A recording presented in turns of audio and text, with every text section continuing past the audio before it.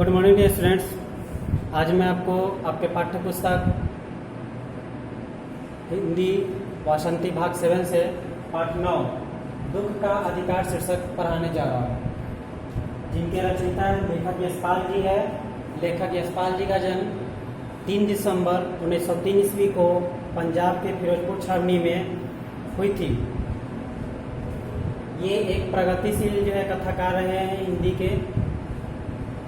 इस कहानी के माध्यम से उन्होंने एक गरीब की मनोदशा का यहाँ पे सचित्र वर्णन किया है। बताया गया है इस कहानी के माध्यम से कि इस समाज में दो तरीके के लोग रहते हैं। एक वो जो अपने दुख को दर्शाते हैं और यथासंभव वे क्या करते हैं, उस दुख का प्रदर्शन भी करते हैं। और दूसरे वो जो किसी कारणवश अपने दुख का प्रदर्शन नहीं कर पाते हैं।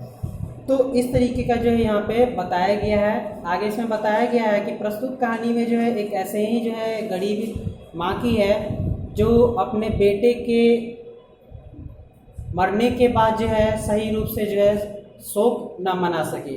कारण ये था कि धन के अभाव में वो अपने पुत्र का शोक सही रूप से मना ना सके।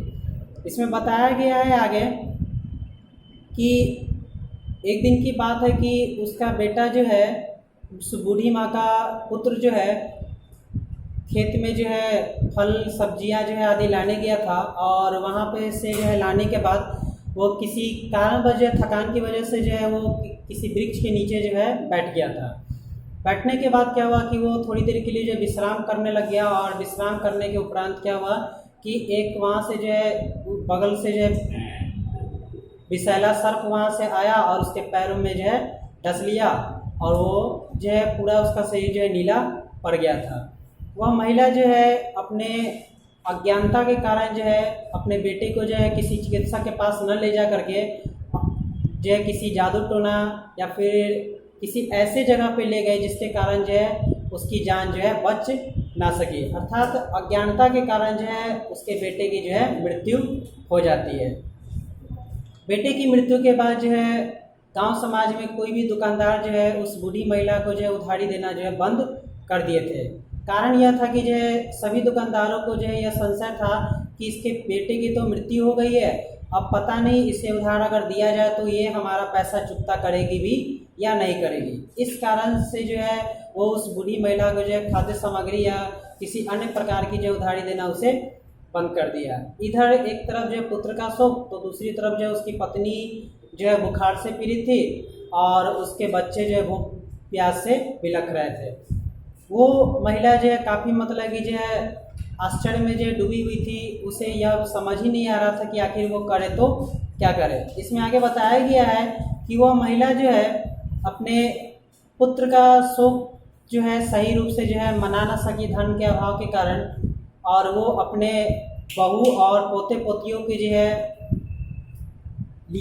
वो बाज़ार में निकल पड़ी खरबूजे बेचने के लिए, जिससे खरबूजे बेच करके कुछ पैसे कमाए जा सके और उस पैसे से उसकी बहू का इलाज दवा बीरो आदि किया जा सके और उससे पैसे से कुछ खाद्य सामग्री खरीद करके उससे के पोते पोतियों की भूख भी मिट सके। इस वजह से वह टोकरी में खरबूजे लेकर के बाज़ार में चली गई बेचने के लिए।